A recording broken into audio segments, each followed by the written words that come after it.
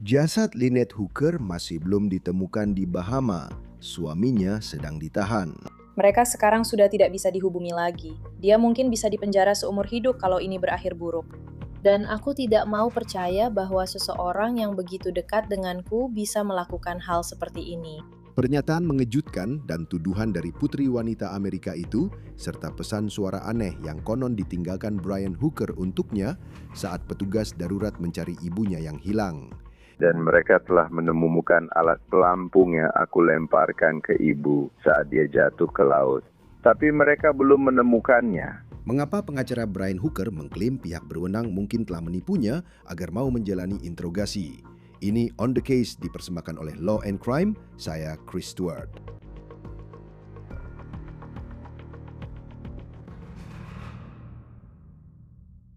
Baiklah, kita punya banyak hal yang harus dibahas karena saat ini Brian Hooker sedang ditahan di Bahama. Pihak berwenang mengatakan mereka menemukan alasan yang cukup untuk menangkapnya. Saya sudah berbicara dengan pengacara Brian yang menjelaskan apa yang menurutnya terjadi sebelum penangkapan Brian.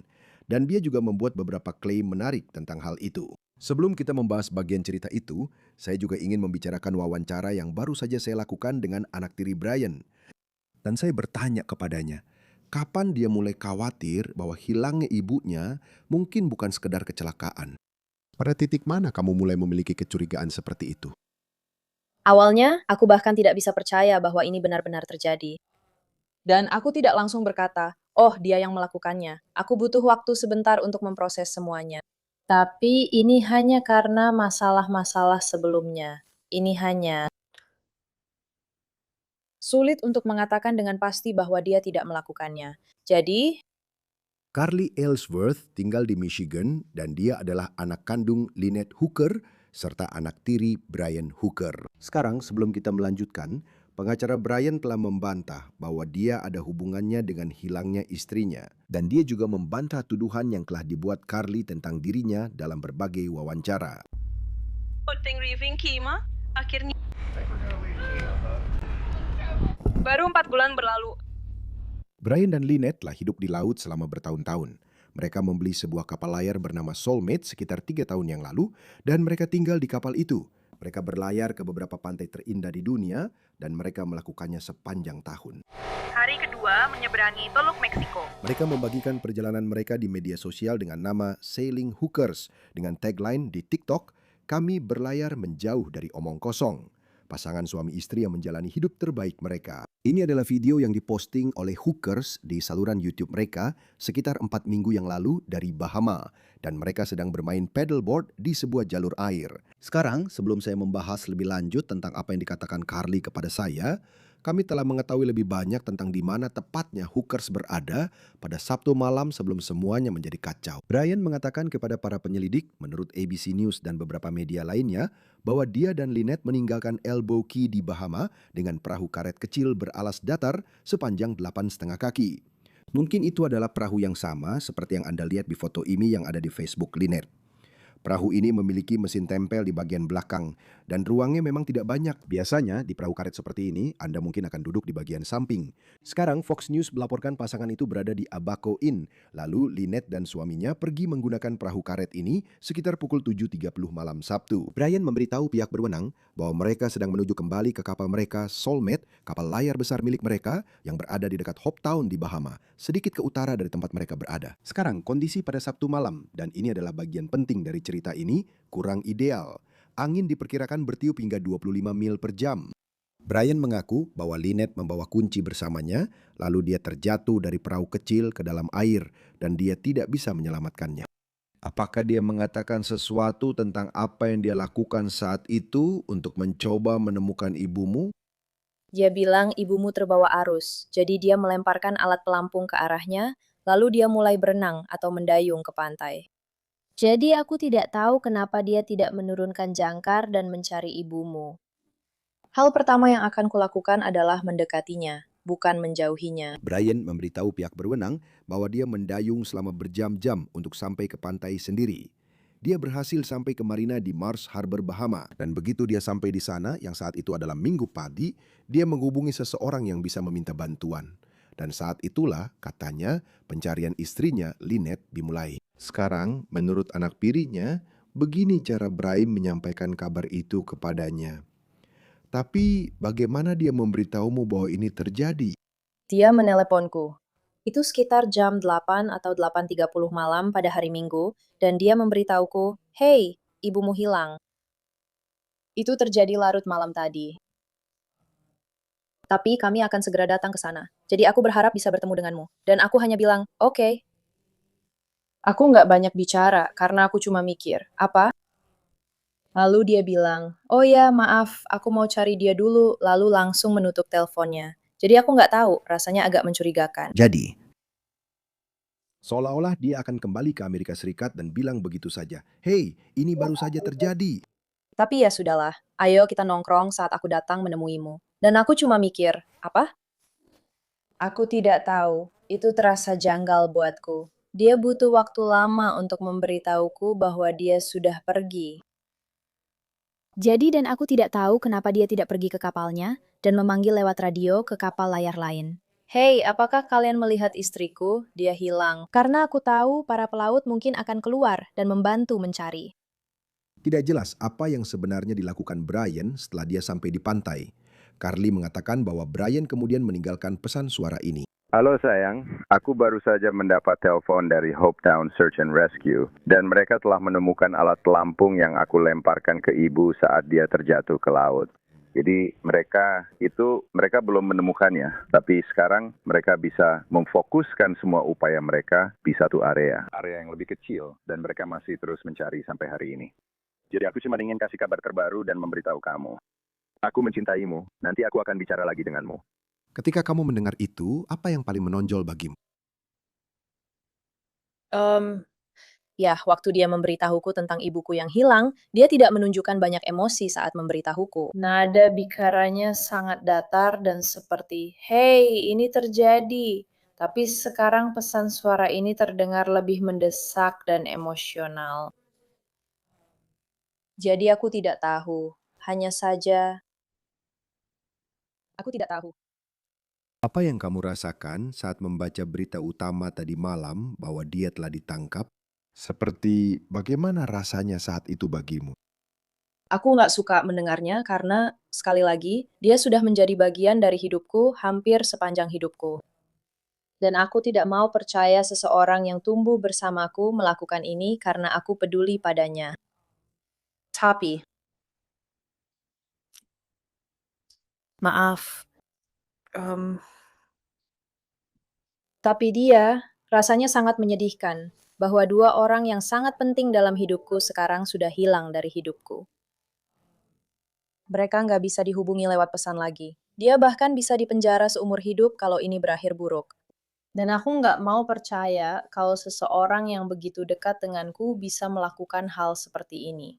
Sekarang, pada saat rekaman ini dibuat, Brian Hooker belum didakwa melakukan kejahatan apapun. Aku bicara dengan pengacaranya lewat telepon hari ini, dan dia bilang kepadaku di Bahama, penangkapan seperti ini saat ini lebih mirip penahanan saja. Dan dalam pengumuman yang dibuat pihak berwenang di media sosial bahwa Brian telah ditangkap, polisi setempat mengatakan mereka punya dasar hukum yang cukup untuk melakukan penangkapan itu. Masih belum jelas bukti apa jika memang ada yang mereka miliki saat ini.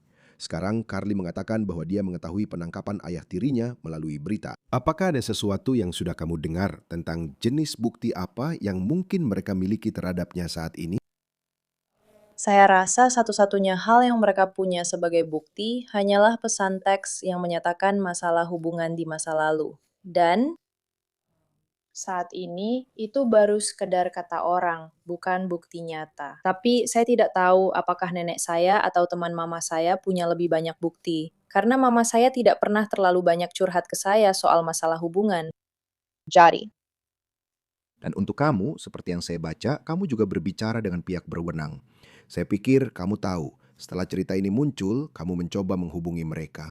Apa yang sudah kamu ceritakan kepada mereka saat mereka menanyakan tentang hubungan yang dimiliki ibumu dengan ayah tiri? jadi saya hanya bilang bahwa mereka memang punya hubungan yang tidak mulus. Saya mengatakan ini kepada penjaga pantai saat kami berbicara. Dan saya bilang hubungan mereka memang tidak mulus dan menjadi lebih buruk saat mereka minum alkohol. Jadi saya hanya khawatir karena dia pernah mengancam di masa lalu. Jadi saya hanya ingin memastikan bahwa amarahnya tidak menguasainya dan dia tidak melakukan sesuatu yang tidak bisa dia perbaiki.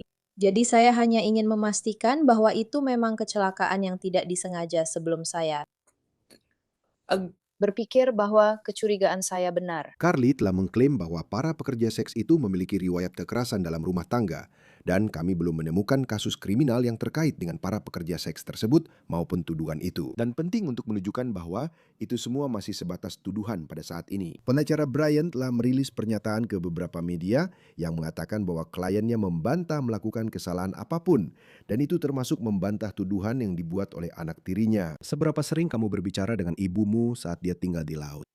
Cukup sering, setiap kali dia punya wifi. Mereka baru saja memasang Starlink, kalau tidak salah namanya, di kapal mereka. Jadi mereka punya wifi saat berada di Bahama. Jadi, setiap kali aku butuh saran, aku akan menghubungi ibuku dan berbicara dengannya.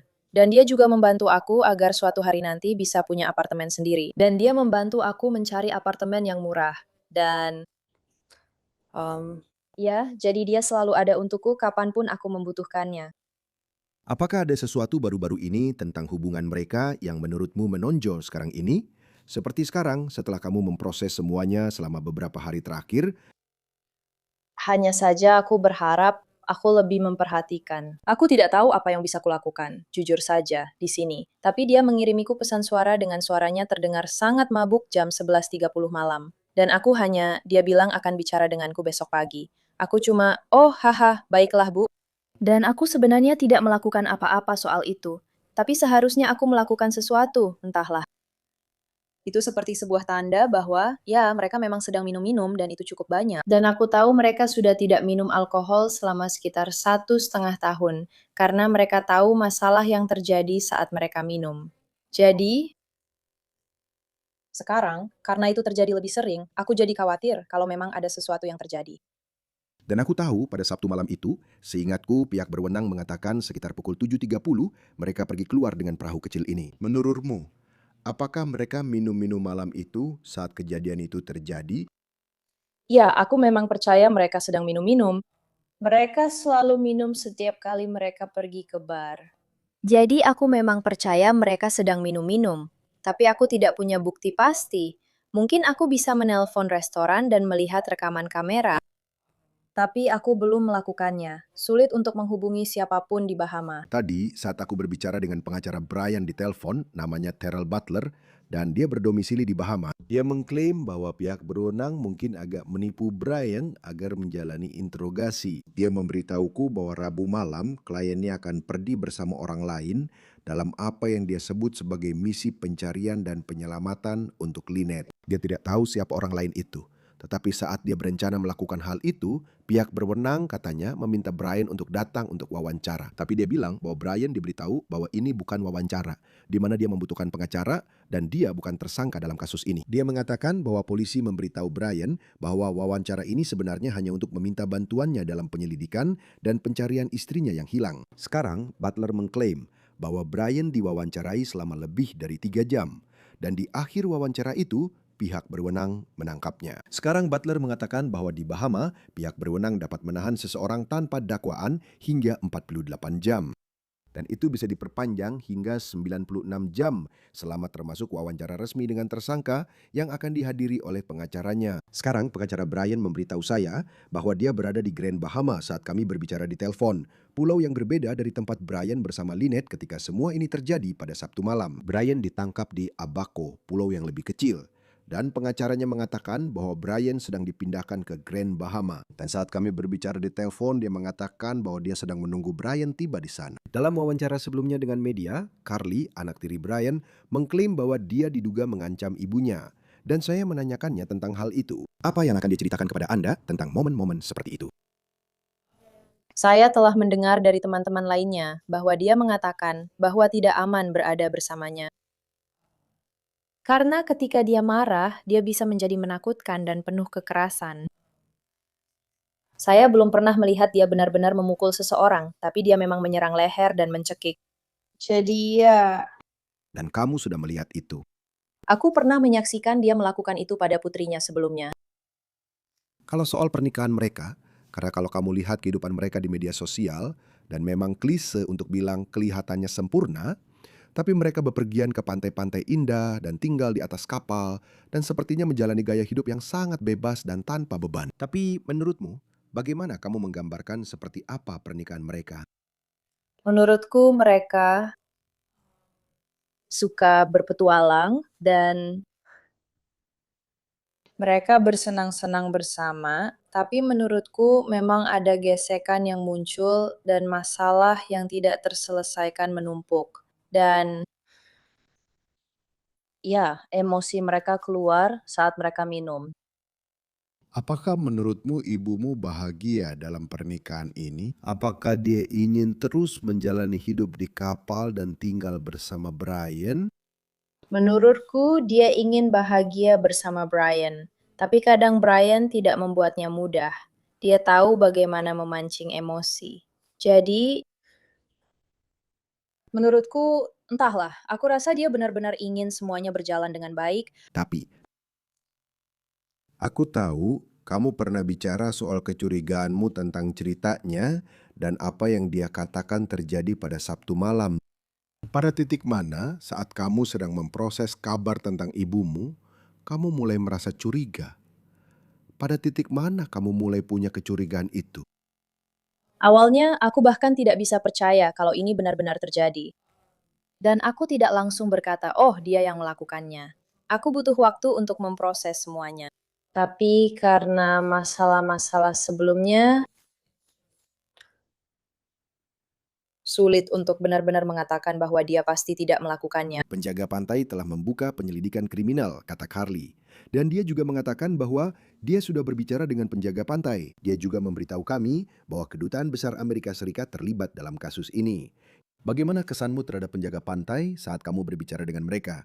Seperti apa yang ingin mereka ketahui dan tanyakan terkait penyelidikan mereka dan apa yang sedang mereka lakukan? Ketika mereka datang kepadaku, sepertinya mereka hanya berusaha mengumpulkan semua fakta terlebih dahulu sebelum mereka memutuskan akan mengambil pendekatan yang mana.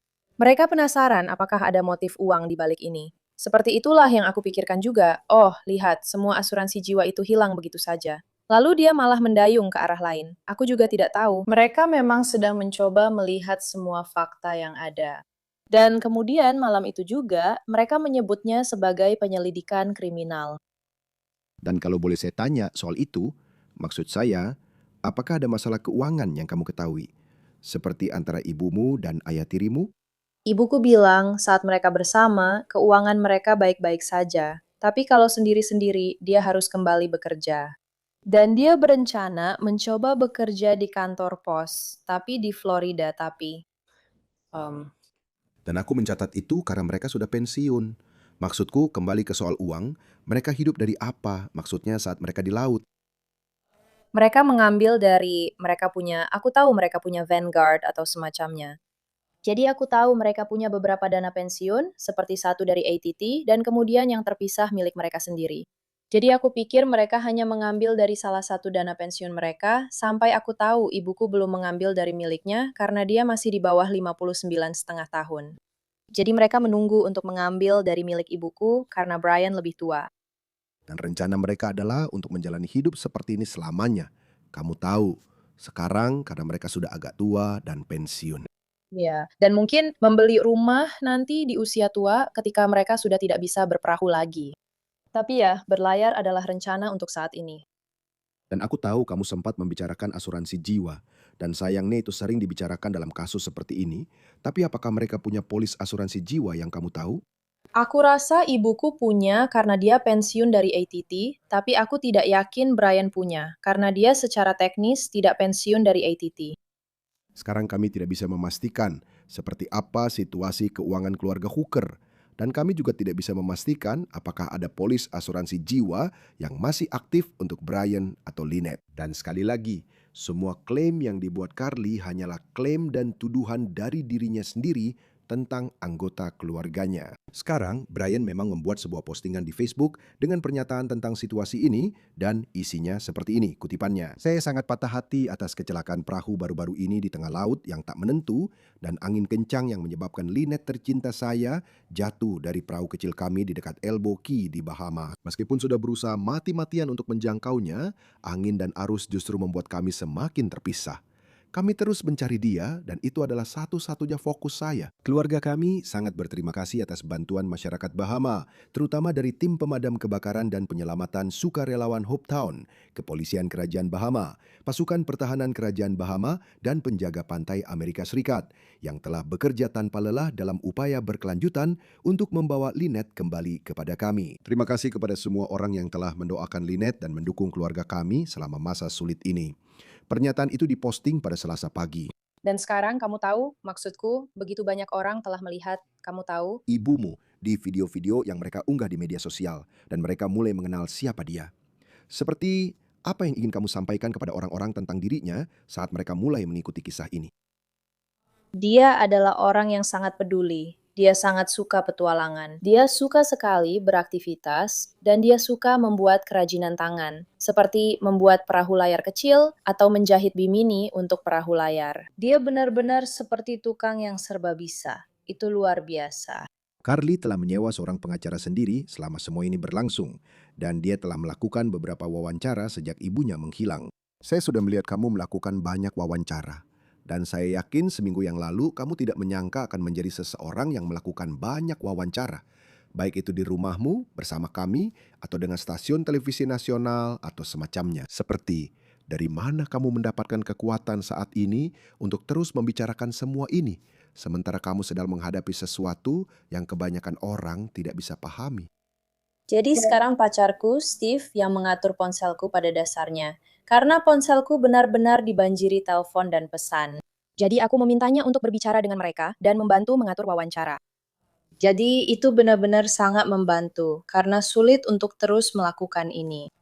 Tapi aku senang berbicara dengan orang-orang untuk menyebarkan informasi. Jadi apapun untuk membantu ibuku, akan aku lakukan. Dan seperti apa yang sudah dikatakan pihak berwenang di Bahama kepadamu, ada sesuatu hanya seputar upaya-upaya saat ini untuk mencari tahu. Aku tahu sekarang ada sisi kriminalnya dengan penjaga pantai dan kemudian Brian yang ditangkap, tapi juga mencoba mencari tahu apa yang terjadi pada ibumu. Seperti apa yang kamu dengar tentang itu? Jadi aku berbicara dengan Kedutaan Besar Amerika Serikat hari ini, dan mereka bilang mereka akan membantu sebagai penghubung dalam hal ini. Dan aku tahu nenekku sudah bicara, pergi ke Kedutaan Besar Amerika di Miami dan mendapatkan paspor. Dan mereka katanya tidak meminta nenekku menandatangani apapun. Jadi mereka hanya bilang, kami akan mengurusnya. Jangan khawatir soal itu. Dan saat itulah Brian ditangkap. Jadi, aku tidak tahu. Baiklah Carly, terima kasih. Aku tidak bisa membayangkan apa yang sedang kamu alami. Dan aku sangat menyesal atas semua ini. Terima kasih sudah berbicara dengan kami. Aku tahu ini tidak mudah.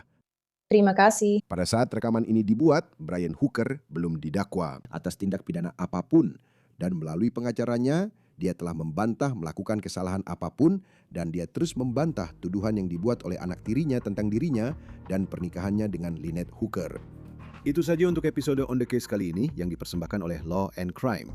Ikuti kami di YouTube dan Spotify dan kami juga tayang di Peacock. Saya Chris Stewart, sampai jumpa di lain waktu.